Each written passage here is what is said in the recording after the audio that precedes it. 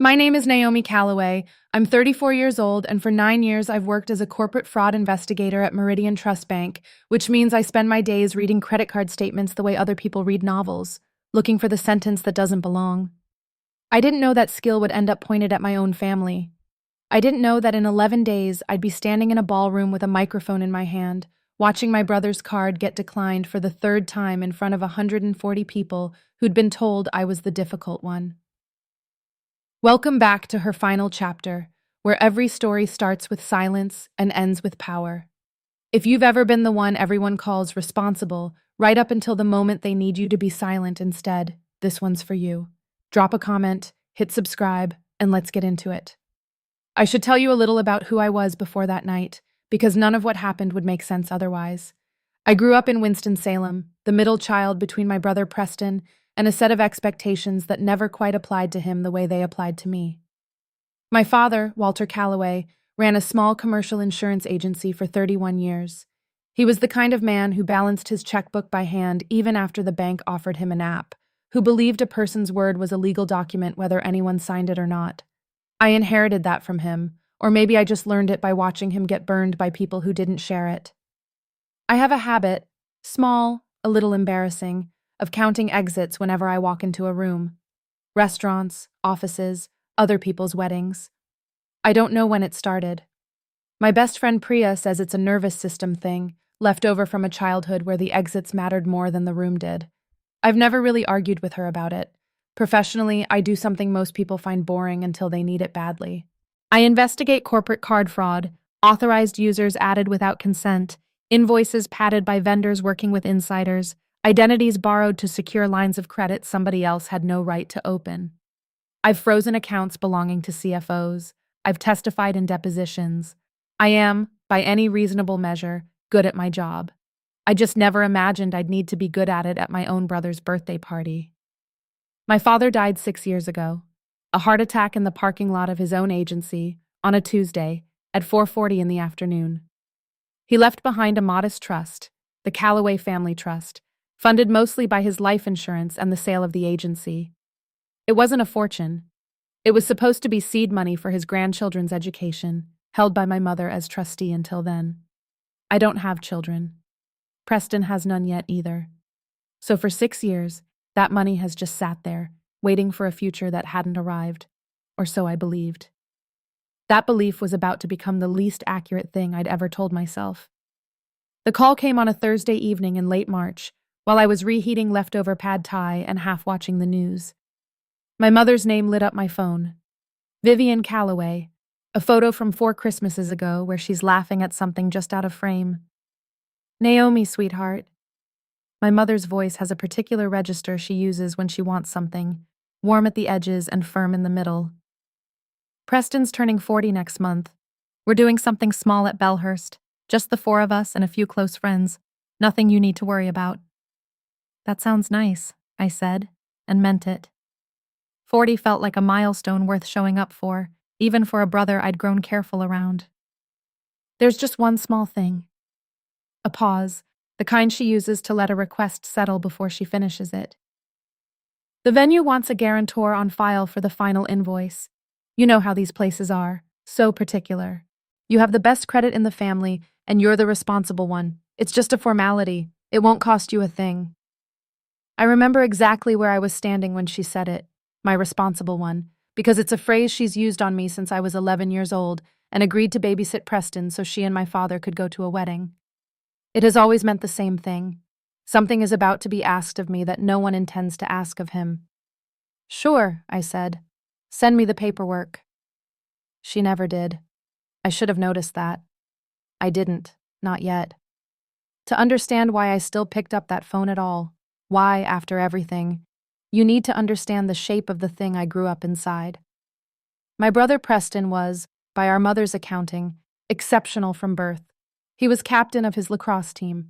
He got into a business school our parents couldn't really afford, and somehow the tuition appeared anyway.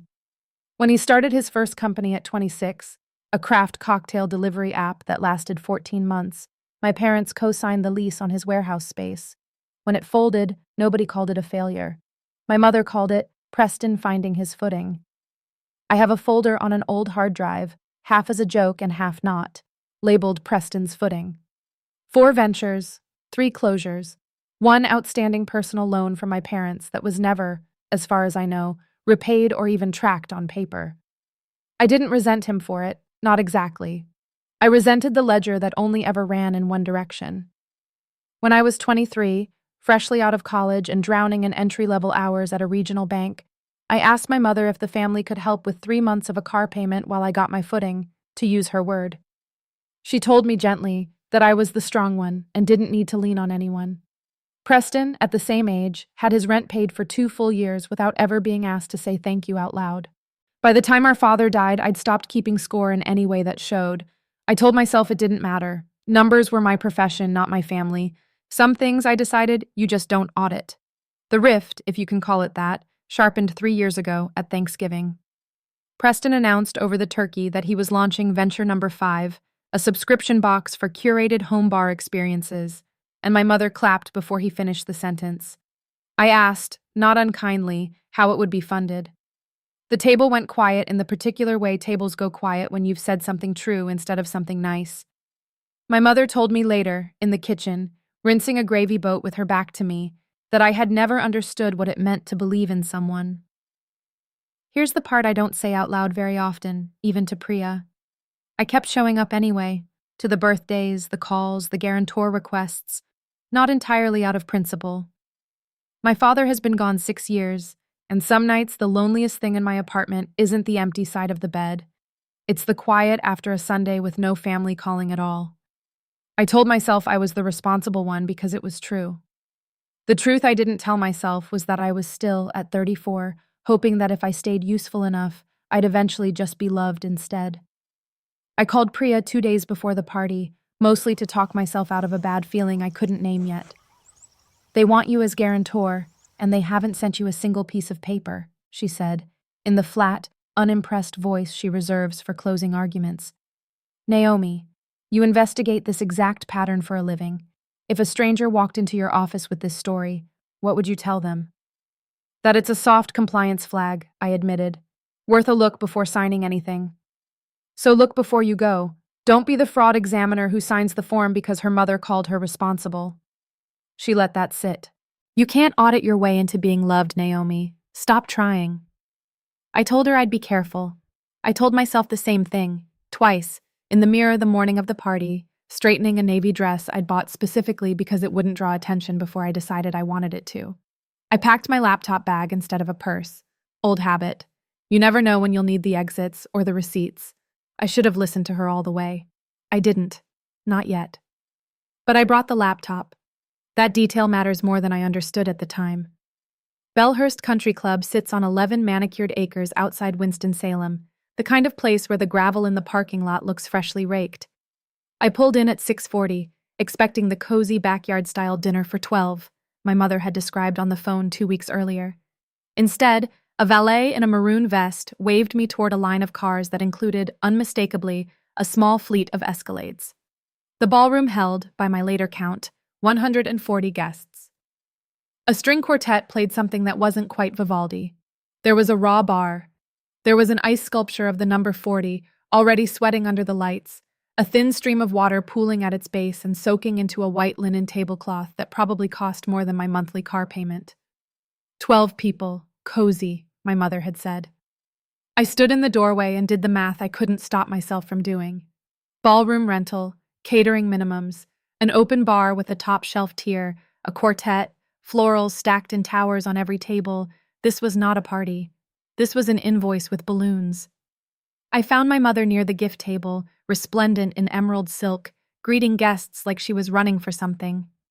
Naomi, you made it. She air-kissed both my cheeks. Isn't it wonderful? Preston deserves this. You said it would be small, I said. It grew a little, she said, already turning toward someone else. You know how these things go. I didn't, actually. Not like this. I found a seat at table 9 near the back, close to the kitchen doors, close to an exit, out of habit. And that's where I noticed the first thing that didn't fit. A young server, moving fast between tables, had a shoe with the sole peeling away from the toe, held together with what looked like electrical tape. He set down a bottle of champagne at the table beside mine. Krug, I recognized the label from a case file 2 years back involving a hotel comptroller, and the price tag on that single bottle would have covered new shoes for every server in that room twice over. Performed wealth standing directly beside real, quiet need. I filed it away the way I file everything. A small brick, not yet a wall. 20 minutes later, near the coat check, I saw my mother's purse gape open on a side table while she hugged someone I didn't recognize. An envelope stuck out of it, corner torn, the return address a vendor I'd never heard of. Ashcroft Event Financing. Not a florist, not a caterer, a financing company. I didn't touch it. I just looked and kept the shape of the words in my head the way you keep the license plate of a car that cuts you off. Around 7:15, my Aunt Carol found me at the bar, wine already loosening her volume. "Naomi, look at you. Must be nice," she said, not quite meeting my eyes. "No kids, no mortgage, plenty to spare for an occasion like this." She laughed like she'd made a joke instead of a subtraction. I smiled the way you smile at a client who's about to be very wrong about something. "Something like that," I said, and let it go. At 7:40, Preston's fiancée, Brooke, drifted by in a dress the color of a $100 bill, looked me up and down, and said, with a little laugh meant to soften the blade, "I didn't know accountants could dress this nice." I told her thank you, because it was, technically, a compliment shaped like an insult. And I've learned there's no version of correcting that math that doesn't make you the difficult one. Stay with me, because what happened next, I found in the time it takes to reapply lipstick in a mirror that wasn't mine. I'd gone to the ladies' lounge just off the ballroom. Marble counters, a little velvet bench, the kind of quiet that country clubs manufacture on purpose, and set my phone down beside the sink. It buzzed. A push notification from my own bank's fraud portal, the one I use for work. The one that had, apparently, auto-synced a personal alert I'd set up 18 months earlier and half forgotten. Unusual activity. Callaway Family Holdings LLC. Card ending 4417. I don't have a card ending 4417. I'd never heard of Callaway Family Holdings LLC. I stood in that bathroom for what felt like a long time, thumb hovering, and then I did what I do for a living. I logged into the secure portal on my own laptop. I'd carried it in from the car without quite deciding to, and I pulled the account. Callaway Family Holdings LLC, opened 4 years ago. Guarantor of record, N. Callaway. A signature on the application that was not, in any stroke, mine. My social security number, the same 9 digits I'd typed into 1,000 of my own reports, sitting in a field marked Authorized User, Primary Guarantor.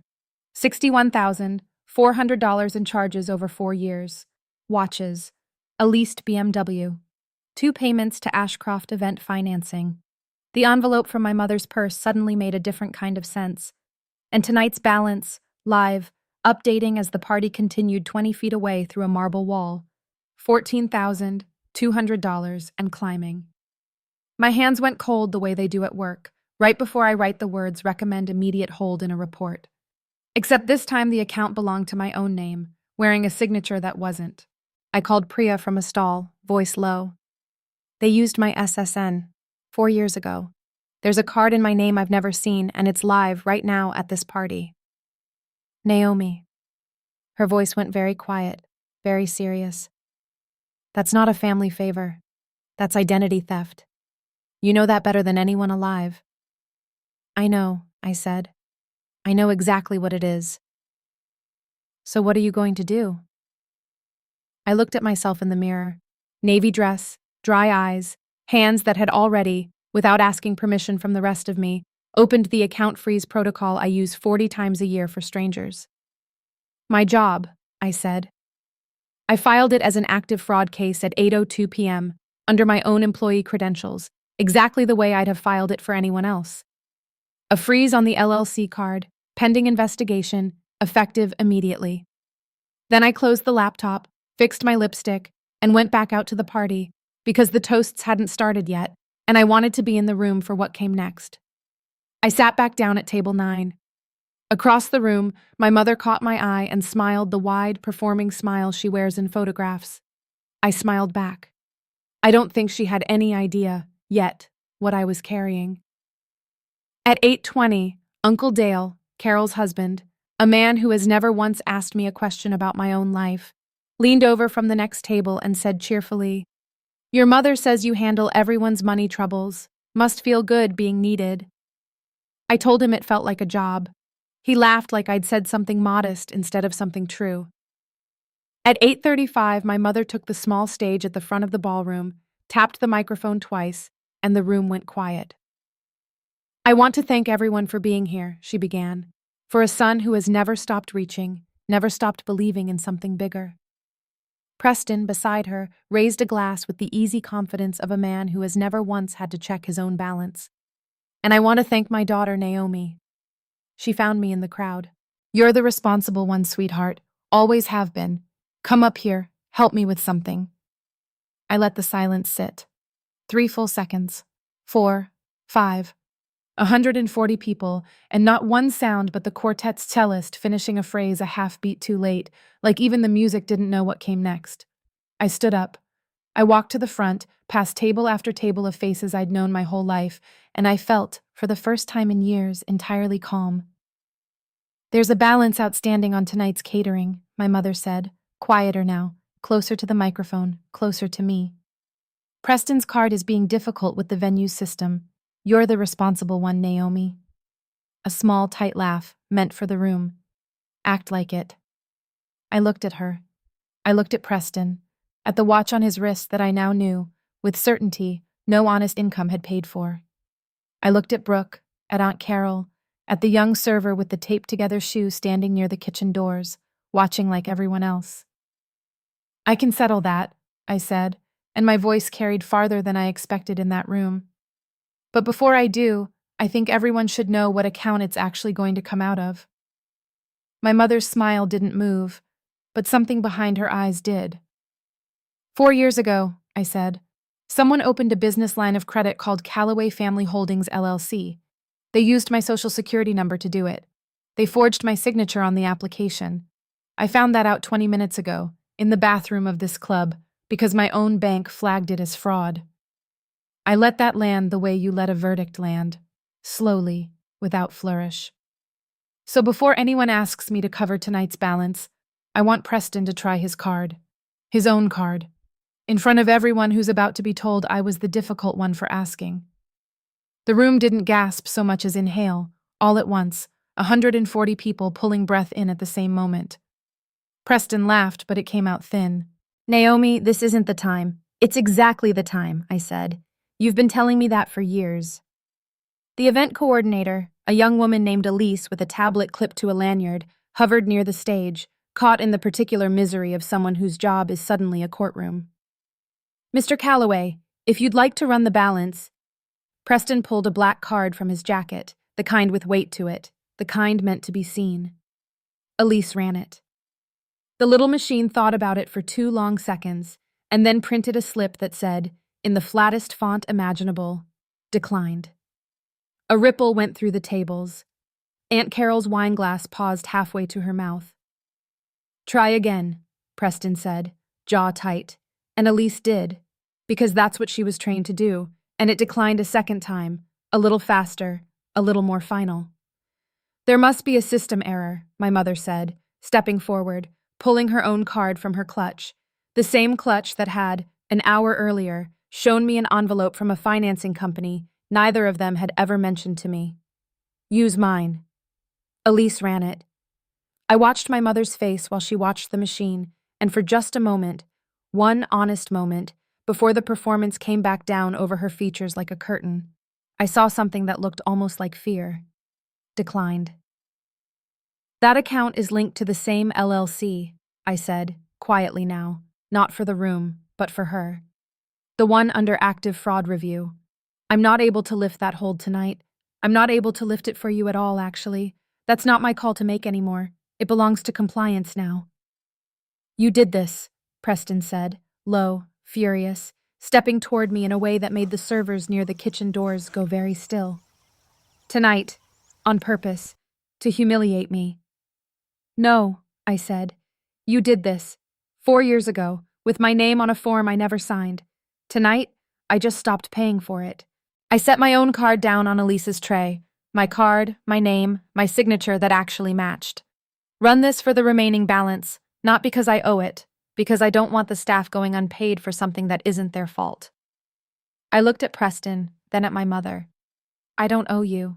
I never did. Elise ran my card. It went through on the first try, clean, the way an honest thing usually does. I didn't stay for cake. I didn't need to see the rest. What I learned in the weeks that followed came to me mostly through Priya, who has a gift for finding out things through people who owe her favors. The Callaway Family Holdings LLC turned out to be more than one card in my name.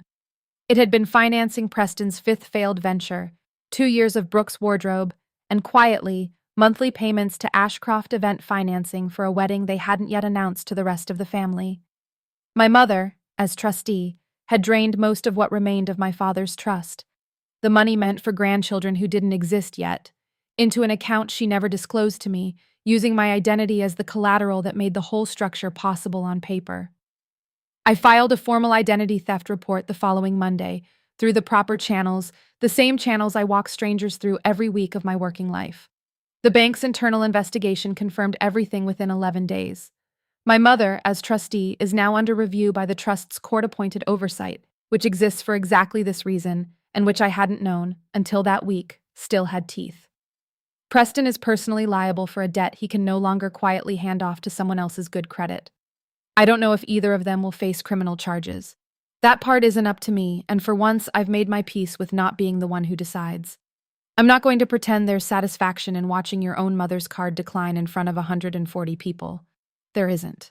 There's just a kind of clean, cold relief, the same relief I feel when a file finally closes after months of digging. Not joy, just the quiet of a question that no longer has to be asked twice. 3 days after the party, I got a text from the server with the taped shoe.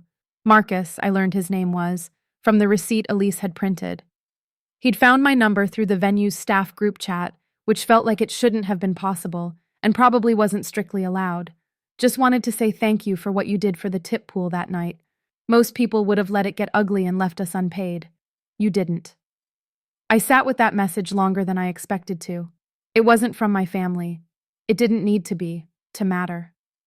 A week later, a letter arrived. Actual paper, actual stamp, from my father's old business partner, a man named Harold Weiss, I hadn't spoken to since the funeral.